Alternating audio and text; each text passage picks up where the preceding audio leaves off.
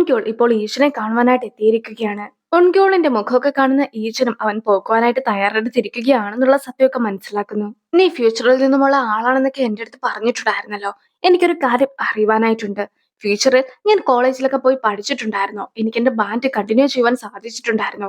എനിക്ക് ചെവിയൊക്കെ കേൾക്കുവാൻ കഴിയുമായിരുന്നോ എന്നൊക്കെ ഈശ്വരൻ ചോദിക്കുകയാണ്.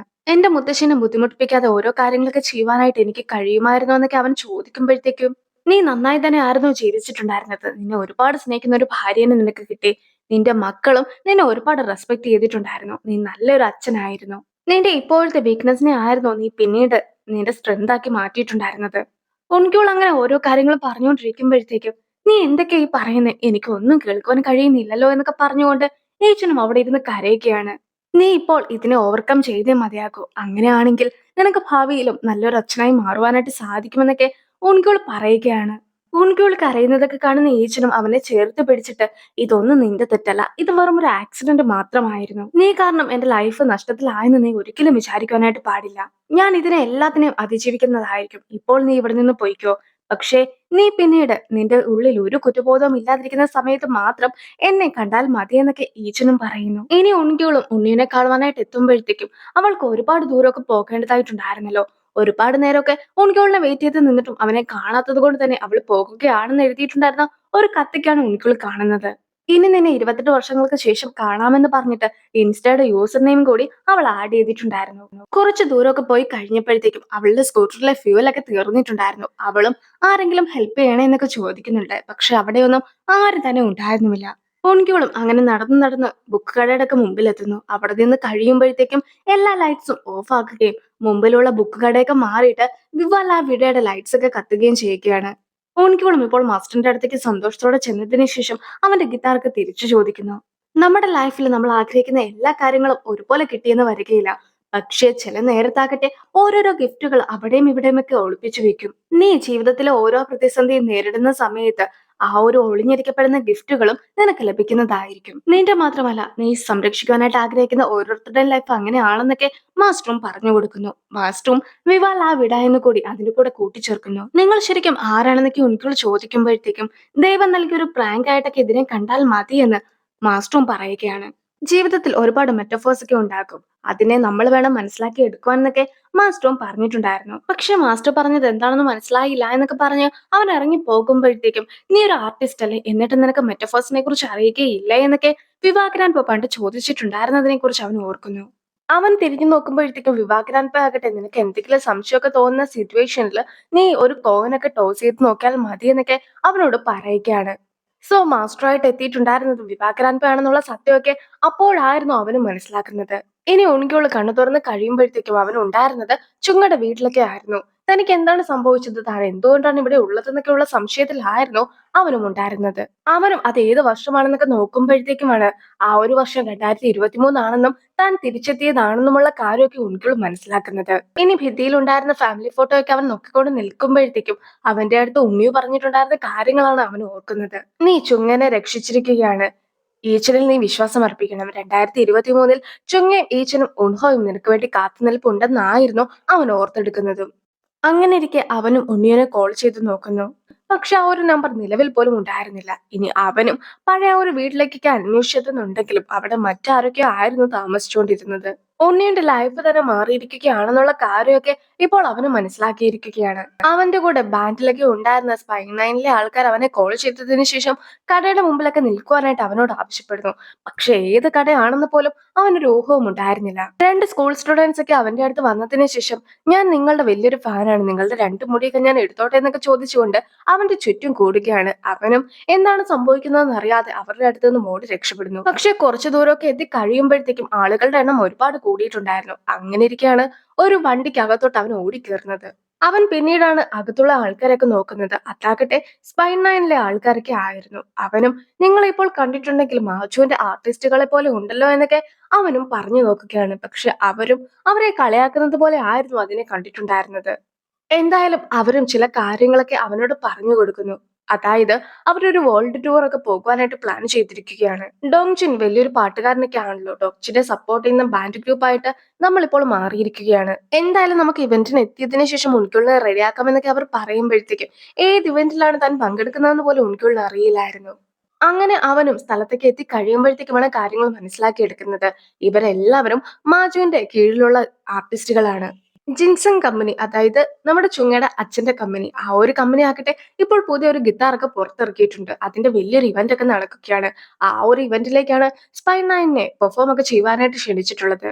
ഇനി ഉൺഹോനെ കണ്ട് കഴിയുമ്പോഴത്തേക്കും അവൻ ഒരുപാട് സന്തോഷമായിട്ട്, ചേട്ടാ ഞാൻ നിന്നെ ഒരുപാട് മിസ് ചെയ്തിട്ടുണ്ടായിരുന്നു എന്നൊക്കെ പറഞ്ഞിട്ട് ഉൺഹോനെ കെട്ടിപ്പിടിക്കുകയാണ്. ഇന്നിവിടെ അച്ഛന്റെ പഴയ ഫ്രണ്ട്സ് ഒക്കെ വരുന്നതാണ്. അതുകൊണ്ട് തന്നെ നീ കോട്ടൊക്കെ ഇട്ട് നിൽക്കണമെന്ന് അച്ഛൻ പ്രത്യേകമായിട്ട് പറഞ്ഞതല്ലേ എന്നൊക്കെ ഉൺഹോയും അവരോട് ചോദിക്കുന്നു. ഇതുവരെ നടന്ന കാര്യങ്ങളെ കുറിച്ചൊക്കെ ഓർക്കുന്ന ഉൻക്യോൾ ആകട്ടെ, ഞാൻ ഒരിക്കലും നിന്നെ ഒരു ഭാരമായിട്ട് കണ്ടിട്ടില്ല എന്നൊക്കെ വളരെ സെന്റിമെന്റൽ ആയിട്ടൊക്കെ പറയുവാനായിട്ട് നോക്കുമ്പോഴത്തേക്കും ഉൺഹോ ആകട്ടെ, നീ ശരിക്കും എനിക്കൊരു ഭാരമായിട്ടൊക്കെ എനിക്ക് ഫീൽ ചെയ്യുന്നുണ്ടെന്ന് തമാശയായിട്ടൊക്കെ തിരിച്ചു പറയുന്നു. ഇനി വലിയൊരു കാറിൽ നിന്നും ഇറങ്ങി വരുന്ന ചുങ്ങനെ കാണിക്കുകയാണ്. ചുങ്ങയോട് സംസാരിക്കുവാനായിട്ട് ചിലരാകട്ടെ സൈൻ ലാംഗ്വേജ് ഒക്കെ പഠിച്ചു വെച്ചിട്ട് പോലും ഉണ്ടായിരുന്നു. ചുങ്ങയുടെ കൂടെ എപ്പോഴും കാര്യങ്ങളൊക്കെ ട്രാൻസ്ലേറ്റ് ചെയ്ത് കൊടുക്കുവാനായിട്ട് ഒരാൾ കൂടെ നിൽക്കും. ചുങ്ങ ആരാണെന്നൊക്കെ അവൻ ഗൂഗിളിൽ നോക്കുന്ന സമയത്ത് ചുങ്ങയാക്കട്ടെ നേരത്തെ അവർ പഠിച്ച സ്കൂളൊക്കെ ഉണ്ടായിരുന്നല്ലോ, ആ ഒരു സ്കൂളിലെ ഡയറക്ടറായി മാറിയിരിക്കുകയാണ്. മാത്രമല്ല സൈൻ ലാംഗ്വേജിന്റെ ക്ലാസ്സസ് ഒക്കെ ഓരോരുത്തർക്ക് എടുത്തു കൊടുക്കുകയും ചെയ്യുന്നുണ്ട്. ചുങ്ങനെ കണ്ട സന്തോഷത്തിൽ തന്നെ ഉൻകുൾ ചുങ്ങനെ ഹഗ് ചെയ്തതിനു ശേഷം എനിക്ക് നിന്നെ ഓർത്തിട്ട് ഇപ്പോൾ അഭിമാനം തോന്നുന്നു എന്നൊക്കെ പറയുകയാണ്.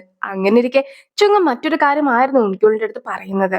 അതായത് അവനെ ബാൻഡിൽ ചേർക്കാനായിട്ട് അച്ഛന് വലിയ താല്പര്യമൊന്നും ഉണ്ടായിരുന്നില്ല. പക്ഷെ അവളാകട്ടെ അച്ഛനോട് അവൻ കോളേജിൽ പോകുമെന്ന് വാക്ക് നൽകിയിട്ടുണ്ടായിരുന്നത് കൊണ്ടായിരുന്നു ഈ ഒരു ബാൻഡിലൊക്കെ അവനെ ചേർത്തിട്ടുള്ളത്.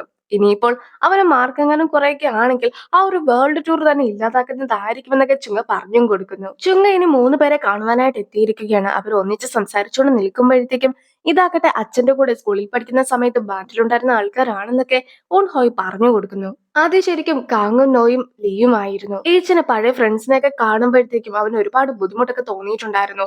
പക്ഷെ അവരെ ഒരുപാട് മിസ് ചെയ്യുന്നുണ്ടായിട്ട് പോലും ഈച്ചനായിരുന്നു അവരുമായിട്ട് ഒരു കോണ്ടാക്റ്റും വെക്കാതിരുന്നത്. അവരുടെ എല്ലാവരുടെ മുഖത്തുള്ള വിഷമമൊന്നും കാണുവാനായിട്ട് ഈച്ചന് സാധിക്കുമായിരുന്നില്ല എന്നൊക്കെ ഉണ്ണിയോ പറഞ്ഞിട്ടുണ്ടായിരുന്നതിനെ കുറിച്ച് ഇപ്പോൾ ഉണ്ണിക്കോൾ ഓർത്തു നോക്കുകയാണ്. എല്ലാവരുടെയും മുഖത്ത് സന്തോഷം മാത്രമായിരുന്നു അപ്പോൾ ഉണ്ടായിരുന്നതും. അതുകൊണ്ട് തന്നെ ഉണ്ണിക്കുള്ളും സന്തോഷമാകുന്നു. ഇനി ഈച്ചനാകട്ടെ ചുങ്ങയുടെ കമ്പനി ഉണ്ടല്ലോ, ആ ഒരു കമ്പനിയിലെ ചീഫ് ഡയറക്ടറാണ്. ഇപ്പോൾ പുതിയ ഗിറ്റാറൊക്കെ കണ്ടുപിടിച്ചിട്ടുള്ളതും ഈച്ചനാണ്. അതുകൊണ്ട് തന്നെ ഈച്ചനെ കുറിച്ച് കൂടുതലായിട്ട് അന്വേഷിക്കുമ്പോഴത്തേക്കും ഈച്ചൻ ഒരുപാട് പഠിച്ചിട്ടൊക്കെ ഉണ്ടെന്നുള്ള കാര്യം ഓണിക്കോള് മനസ്സിലാക്കുന്നു. ബാൻഡിലെ ഒരു റോക്ക് സ്റ്റാർ ഒക്കെ ആയിട്ട് ഒരു പെൺകുട്ടിയുടെ മനസ്സ് കീഴടക്കുവാനായിട്ടായിരുന്നു ഞാൻ ആഗ്രഹിച്ചിട്ടുണ്ടായിരുന്നത്. പക്ഷെ ഒരു ആക്സിഡന്റ് സംഭവിച്ച് എന്റെ ചെവി കേൾക്കുവാൻ സാധിക്കാതെയായി. അതുകൊണ്ട് തന്നെ എനിക്ക് എന്റെ സ്വപ്നവും വേണ്ട എന്ന് വെക്കേണ്ടി വന്നു. ആദ്യം എനിക്ക് ഒരുപാട് പേടിയും നിരാശയും വിഷമവും എല്ലാം തന്നെ തോന്നിയിട്ടൊക്കെ ഉണ്ടായിരുന്നു. പക്ഷെ അവിടം കൊണ്ട് എല്ലാം ഉപേക്ഷിക്കുവാൻ ഞാൻ തയ്യാറായിരുന്നില്ല. 18 വർഷം എനിക്ക് ശബ്ദം കേൾക്കുവാൻ സാധിക്കുമായിരുന്നു. അതുകൊണ്ട് തന്നെ എന്താണ് ശബ്ദമെന്ന് ഞാൻ തികച്ചും മനസ്സിലാക്കി കഴിഞ്ഞിരുന്നു. ആ ഒരു ശബ്ദങ്ങളെല്ലാം തന്നെ എന്റെ ഓർമ്മയിലുണ്ട്. ഇനി 18 വർഷത്തോളം ശബ്ദമില്ലാതെ ജീവിച്ച എനിക്കാകട്ടെ നല്ല ശബ്ദം എങ്ങനെയാണ് ഉണ്ടാക്കുക എന്ന് മനസ്സിലാക്കുവാനായിട്ട് കഴിയും. ഞാൻ ഒന്നും ഉപേക്ഷിക്കാതെ ഇരുന്നത് കൊണ്ട് തന്നെ ഞാൻ സ്നേഹിച്ച പെൺകുട്ടിയുടെ മനസ്സൊക്കെ കീഴടക്കുവാൻ എനിക്ക് സാധിച്ചു. അതുപോലെ തന്നെ ലോകം കീഴടക്കുവാനായിട്ട് എന്റെ ഈ ഒരു ഇൻസ്ട്രുമെന്റിന് സാധിക്കുമെന്നാണ് ഞാൻ കരുതുന്നതെന്നൊക്കെ അവനും പ്രസംഗത്തിൽ പറയുന്നു. ഈശ്വരൻ പണ്ട് ഗിത്താറൊക്കെ വായിച്ചിട്ടുണ്ടായിരുന്ന ആ ഒരു ഓർമ്മയിലൊക്കെ ഗിത്താറൊക്കെ വായിച്ചു നോക്കുകയാണ്. കുറച്ച് വായിച്ചു കഴിയുമ്പോഴത്തേക്കും എന്താണ് ബാക്കി വായിക്കാത്തതെന്നൊക്കെ ചോദിച്ചുകൊണ്ട് എല്ലാവരും ഇരിക്കുന്നു. പക്ഷെ അവനാകട്ടെ ഇത്രയും മാത്രമേ ഉള്ളൂ എന്നൊക്കെ പറഞ്ഞ് നിർത്തുകയാണ്. ഇനി മാജു അവിടെ എത്തി കഴിയുമ്പോഴത്തേക്കും അവനും മാജു എന്നൊക്കെ വിളിക്കുന്നുണ്ട്. പക്ഷെ അവന്റെ അടുത്ത് പണ്ടത്തെ മാജു നിൽക്കുന്നതായിട്ടായിരുന്നു അവന് തോന്നിയിട്ടുണ്ടായിരുന്നതെങ്കിലും ഇപ്പോൾ അവന്റെ കൂടെ ഉള്ളത് അച്ഛന്റെ പ്രായമുള്ള മാജുവാണ്. അവനും പിന്നെ റെഡി ആവാനായിട്ടൊക്കെ ഓടിപ്പോകുമ്പോഴത്തേക്കും ഈച്ചനെയും അവൻ കാണുകയാണ്. ശരിക്കും പറയുകയാണെങ്കിൽ 95-ലുണ്ടായിരുന്ന ഈച്ചനെയാണ് അവൻ കാണുന്നത്. നിന്റെ ഉള്ളിൽ കുറ്റബോധമൊന്നും ഇല്ലാതിരിക്കുന്ന സമയത്ത് എന്നെ വന്ന് കണ്ടാൽ മതിയെന്ന് ഞാൻ നിന്നോട് പറഞ്ഞിട്ടൊക്കെ ഉണ്ടായിരുന്നല്ലോ. സോ ഇപ്പോൾ നീ എന്നെ കാണുവാനായിട്ട് റെഡിയായോ എന്നൊക്കെ അവനും ചോദിക്കുകയാണ്. ആ ഒരു വാക്കൊക്കെ കേട്ട് കഴിയുമ്പോൾ തന്നെ ഉൻകുളും ഓടിച്ചെന്ന് അച്ഛനെ ഹഗ് ചെയ്യുന്നു. എനിക്ക് നൽകിയ വാക്കൊക്കെ പാലിച്ചതിന് ഒരുപാട് നന്ദി ഉണ്ടെന്നൊക്കെ അവനും പറയുകയാണ്. അങ്ങനെ ഉണിക്കുകൾ പോയി കഴിയുമ്പോഴത്തേക്കും ഉണിക്കുകളുടെ കയ്യിലുണ്ടായിരുന്ന കാസറ്റ് ഒക്കെ താഴേക്ക് പോയിട്ടുണ്ടായിരുന്നു. ആ ഒരു കാസറ്റ് ഒക്കെ ഈച്ചനെ നോക്കുകയാണ്. പണ്ട് ഈച്ചൻ പാടിയിട്ടുണ്ടായിരുന്ന പാട്ടൊക്കെയാണ് അതെന്ന കാര്യം ഈച്ചനും മനസ്സിലാക്കുന്നു. ഉണിക്കുളിന്റെയും ടീമിന്റെ പെർഫോമൻസ് ഒക്കെ നടക്കുകയാണ്. എല്ലാവരും ഒരുപാട് എൻജോയ് ചെയ്തിട്ടൊക്കെ ആയിരുന്നു ഇരുന്നിട്ടുണ്ടായിരുന്നത്. അങ്ങനെ ഇരിക്കെ ഉണിക്കുള്ളിലെ കണ്ടാൽ ആരെയോ പോലെ തോന്നുന്നുണ്ടല്ലോ, പക്ഷെ ആരാണെന്ന് എനിക്ക് ഓർത്തെടുക്കാനായിട്ട് സാധിക്കുന്നില്ല എന്നൊക്കെ പറഞ്ഞ് നോയും ഇരിക്കുകയാണ്. അത് കേൾക്കുന്ന ഈച്ചന്റെ മുഖത്ത് ഒരു ചിരിയൊക്കെ ഉണ്ടാകുന്നുണ്ട്. അതായത് തന്റെ മകനാണെന്നൊക്കെ പറഞ്ഞിട്ട് നേരത്തെ എത്തിയിട്ടുണ്ടായിരുന്ന ഉൺകുൾ തന്നെയാണ് ഇപ്പോൾ തന്റെ മകനായിട്ട് ജനിച്ചിട്ടുള്ള ഉൺകുൾ എന്ന കാര്യം ഈച്ചൻ മനസ്സിലാക്കി കഴിഞ്ഞിരിക്കുന്നു. ഉൺകുൾ സ്റ്റേജിലൊക്കെ നിൽക്കുമ്പോഴത്തേക്കും ഒരു പെൺകുട്ടി അതിലെ നടന്നു പോകുന്നതൊക്കെ അവൻ കാണുകയാണ്. അവനും പെട്ടെന്ന് തന്നെ സ്റ്റേജിൽ നിന്നും ഇറങ്ങി ഓടുന്നു. അങ്ങനെ ഇരിക്കെയാണ് അവനെ കാണുവാനായിട്ട് എത്തിയിട്ടുണ്ടായിരുന്ന ഉണ്ണിയുനെ അവൻ നേരിട്ട് കാണുന്നത്. ശരിക്കും എനിക്ക് തിരിച്ചു വരുവാൻ കഴിയുകയില്ല എന്നായിരുന്നു ഞാൻ വിചാരിച്ചിട്ടുണ്ടായിരുന്നത്. പക്ഷെ എനിക്ക് നിന്നെ കണ്ടെത്തേണ്ടതായിട്ടുണ്ടല്ലോ. അതുകൊണ്ട് തന്നെ വളരെ കഷ്ടപ്പെട്ടായിരുന്നു നിന്നെ അന്വേഷിച്ച് എത്തിയിട്ടുണ്ടായിരുന്നതെന്നൊക്കെ അവളും പറയുകയാണ്. അങ്ങനെയിരിക്കെ അവനും അവളെ കിസ് ചെയ്യുന്നു. അങ്ങനെയാണ് ഈ ഒരു ഡ്രാമ അവസാനിക്കുന്നതെങ്കിലും ഒരു സീനും കൂടി കാണിക്കുകയാണ്. വണ്ടിയിലെ ഫ്യൂവലൊക്കെ തീർന്നിട്ടുണ്ടായിരുന്ന ഉണ്ണിയും ആരെങ്കിലും സഹായിക്കാമോ എന്നൊക്കെ ചോദിച്ചുകൊണ്ട് നിൽക്കുന്നുണ്ടെങ്കിലും അപ്പോഴേക്കും ഒരാൾ വണ്ടിയുമായിട്ട് എത്തിയിട്ടൊക്കെ ഉണ്ടായിരുന്നു. എന്തായാലും അവൾ വിചാരിച്ചതുപോലെ തന്നെ അവൾക്ക് മാസ്റ്ററിനെ കാണുവാനായിട്ട് സാധിക്കുകയാണ്. അവളും സൂയിസൈഡ് ചെയ്യുവാനായിട്ടുള്ള പ്ലാനൊക്കെ മാറ്റിവെച്ചിട്ടുണ്ടെങ്കിൽ പോലും അതൊരിക്കലും നിങ്ങൾ കാരണമല്ല എന്നൊക്കെ മാസ്റ്ററിനോട് പറയുന്നു. എന്റെ അച്ഛന്റെയും അമ്മയുടെയും ലൈഫിൽ എന്താണ് സംഭവിച്ചതെന്നൊക്കെ എനിക്ക് അറിയണം. അതുകൊണ്ട് തന്നെ എനിക്ക് സംസാരിക്കാൻ പോലും നേരമില്ല എന്നൊക്കെ പറഞ്ഞിട്ട് വളരെ ധൃതി പിടിച്ചിട്ടായിരുന്നു ഉണ്ണി നിന്നിട്ടൊക്കെ ഉണ്ടായിരുന്നത്. അങ്ങനെ ഉണ്ണി പോകുന്നതിന് മുമ്പായിട്ട് മാസ്റ്ററിനെ കെട്ടിപ്പിടിച്ചതിന് ശേഷം എല്ലാത്തിനും ഒരുപാട് നന്ദിയുണ്ട്. നിങ്ങൾ എനിക്ക് $1 ഉള്ള പണമൊക്കെ നൽകിയിട്ടുണ്ടായിരുന്നു. എന്റെ പ്രായമുള്ള അമ്മേനെ കണ്ടുമുട്ടുവാനായിട്ടുള്ള ഒരു അവസരമൊക്കെ നൽകി. എനിക്ക് ഒരുപാട് നല്ല ഫ്രണ്ട്സിനെ കിട്ടി. മുത്തശ്ശൻ എനിക്ക് വേണ്ടി ഇത്രയും കാര്യങ്ങളൊക്കെ ചെയ്തു തന്നതിൽ ഒരുപാട് സന്തോഷമുണ്ടെന്നൊക്കെ ആയിരുന്നു അവളും പറഞ്ഞിട്ടുണ്ടായിരുന്നത്. ഞാൻ തിരിച്ചു പോയിട്ടുണ്ടെങ്കിൽ ചിലപ്പോൾ അമ്മയുമായിട്ടൊക്കെ വഴക്കുണ്ടാക്കുമെങ്കിൽ പോലും നല്ലൊരു ലൈഫൊക്കെ ആയിരിക്കും ഇനി നയിക്കുക എന്ന് അവളും മാസ്റ്ററിന്റെ അടുത്ത് പറയുന്നു. സോ അങ്ങനെ അവള് പോകുകയാണ്. 2023 ബെസ്റ്റ് ഡ്രാമാസിൽ ഒന്നാണിത്. ലൈഫിൽ എന്തൊക്കെ പ്രശ്നങ്ങൾ ഉണ്ടായാലും നമ്മൾ ലൈഫിനെ ഇല്ലാതാക്കുകയല്ല ചെയ്യേണ്ടത്. മറിച്ച് ആ ഒരു പ്രതിസന്ധികളെ തരണം ചെയ്യുകയാണ് ചെയ്യേണ്ടത്. നമുക്ക് വേണ്ടി എന്തെങ്കിലും ഒരു നിധിയൊക്കെ വഴിക്ക് കാത്തിരിപ്പുണ്ടായിരിക്കുമെന്നാണ് ഈ ഒരു ഡ്രാമ നമ്മളുടെ അടുത്ത് പറഞ്ഞു തരുന്നത്. ഈച്ചന്റെ കേൾവി ശക്തിയൊക്കെ നഷ്ടപ്പെട്ട സമയത്ത് അവൻ സൂയിസൈഡ് ചെയ്യുക ആയിരുന്നെങ്കിൽ ഇപ്പോൾ അവന് ജീവിക്കുന്ന രീതിയിലുള്ള ഒരു നേട്ടമൊന്നും അവൻ ഉണ്ടാക്കുകയില്ലായിരുന്നു. അതുകൊണ്ട് തന്നെ എല്ലാ രീതിയിലും നല്ലൊരു ഡ്രാമ തന്നെയാണ് ഇത്. അപ്പോൾ നമുക്ക് അടുത്തൊരു ഡ്രാമയുമായിട്ട് കാണാം. ബൈ.